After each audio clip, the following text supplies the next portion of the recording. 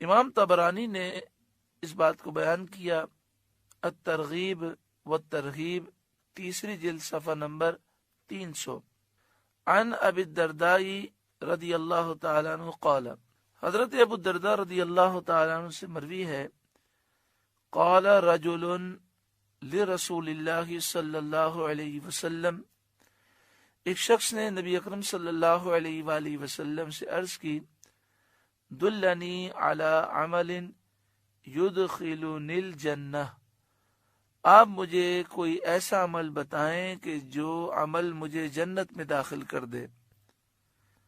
قال رسول اللہ صلی اللہ علیہ وآلہ وسلم، اللہ کے رسول صلی اللہ علیہ وآلہ وسلم نے فرمایا، لا تغضب ولک الجنہ، غصہ نہ کر، تیرے لیے جنت ہے۔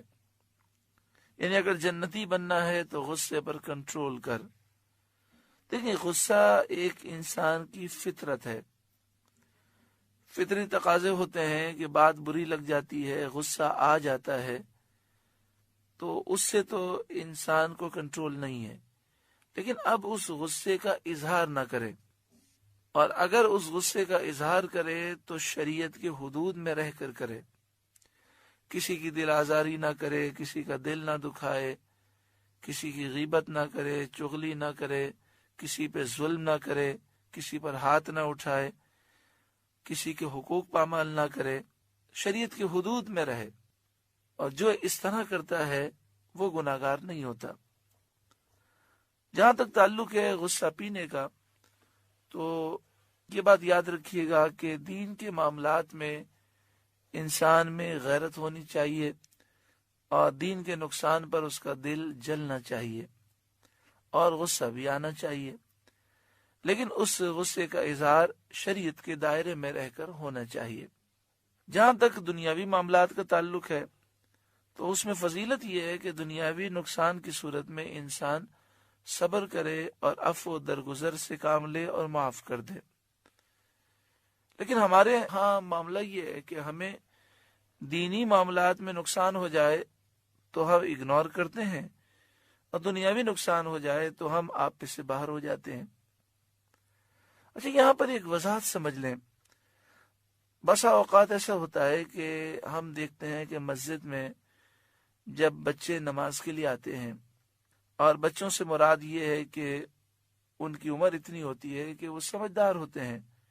ایک تو بہت چھوٹے بچے ہوتے ہیں کہ جن کو مسجد کی سمجھ نہیں ہوتی، ان کو تو مسجد میں لے کر آنا ہی منع ہے، کیونکہ وہ مسجد کے آداب کو بجا نہیں لا سکتے۔ لیکن بچے مثلا 10 سال کے ہیں، 12 سال کے ہیں، بس اوقات وہ غلطی کرتے ہیں، تو بعض لوگ بہت زیادہ چیختے ہیں مسجد میں، اور بہت بری طرح انہیں ڈانٹتے ہیں۔ تو دیکھیں، شرعی مسئلہ یہ ہے کہ ہمیں غصہ تو کرنا چاہیے جب شریعت کے خلاف کام ہو، لیکن اصلاح کا جو طریقہ ہے وہ یہ ہے کہ کسی کو قریب بلائیں اور پیار محبت سے سمجھائیں۔ اگر وہ بچہ نہیں سمجھتا تو اس کے والد کو سمجھائیں۔ ایسا نہیں ہونا چاہیے کہ مسجد میں ہم خود اتنا چیخنے لگیں کہ جو لوگ عبادات کر رہے ہیں ان کو تکلیف پیدا ہو۔ اسی طرح بسا اوقات بعض لوگ اصلاح کا انداز ایسا اختیار کرتے ہیں کہ سامنے والے کی اصلاح نہیں ہوتی بلکہ وہ دین سے مزید دور ہو جاتا ہے۔ تو ہمیں چاہیے کہ ہم بڑے پیار سے، محبت سے اصلاح کریں۔ اعلی حضرت امام اہل سنت امام احمد رضا علیہ رحمہ کی خدمت میں ایک سید صاحب حاضر ہوئے۔ انہوں نے سونے کی انگوٹھی پہنی ہوئی تھی۔ اعلی حضرت امام اہل سنت اصلاح بھی کرنا چاہتے تھے اور سید زادے کا ادب بھی رکھنا چاہتے تھے۔ تو آپ نے فرمایا کہ یہ انگوٹھی اگر آپ تحفتاً مجھے دے دیں تو کتنا اچھا ہو جائے۔ سید صاحب بڑے خوش ہو گئے، اعلی حضرت سے محبت کرتے تھے، فوراً انگوٹھی اتار کر عرض کی، حضرت میں تو اپنا سب کچھ آپ پہ قربان کر دوں، یہ انگوٹھی کیا چیز ہے، حضرت یہ لیجئے، یہ میری طرف سے آپ کو تحفہ ہے۔ اعلی حضرت نے جزاک اللہ خیرہ کہہ کر شکریہ ادا کر کے وہ انگوٹھی رکھ لی۔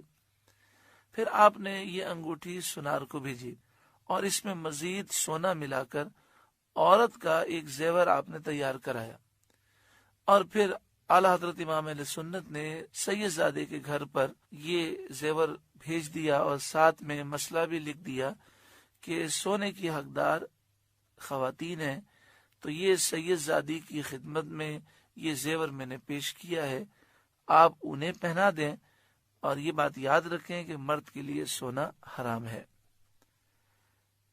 इसी तरह आला हजरत इमाम अहले सुन्नत की खिदमत में एक सैयद ज़ादे आए, तो वो अंग्रेजी लिबास में मलबूस थे और चेहरे पर दाढ़ी शरीफ भी नहीं थी। आपको तारुफ कराया गया और ये बताया गया कि ये फला अफसर हैं, फला ओहदे पर फाइज हैं। आला हजरत ने कोई खास तवज्जो न दी। जब ये कहा गया कि ये सैयद ज़ादे हैं, तो आला हजरत ने इंतहाई ताजीम और तौकीर का अंदाज इख्तियार फरमाया। आपने उनका अदब किया और उन्हें खास मकाम पर अपने साथ आपने जगह अता फरमाई और बड़ी ताजीम से उन्हें बिठाया। आपने उनकी इस्लाह इस अंदाज में की। आपने फरमाया कि सैयद साहब, आप जिस महकमे में काम करते हैं उस महकमे में कुछ अफसर भी होते होंगे, तो अफसर जब पैगाम आपको भेजते हैं तो क्या आप उस पैगाम पर अमल करते हैं? तो उन्होंने कहा बिल्कुल करते हैं, अफसर जो हैं उनकी बात तो मानना जरूरी है।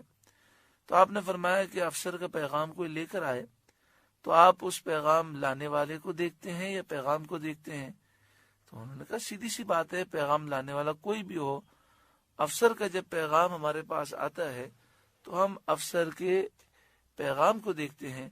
तो आला हजरत इमाम अहले सुन्नत ने इंतहाई आजिज़ी से काम लेते हुए आपने फरमाया, मैं इंतहाई गुनाहगार, सियाकार और हकीर फकीर बंदा हूँ, मगर मैं आपके आका व मौला और आपके नाना जान रहमत आलमियान सल्लल्लाहु अलैहि वसल्लम का फरमान आप तक पहुँचा रहा हूँ।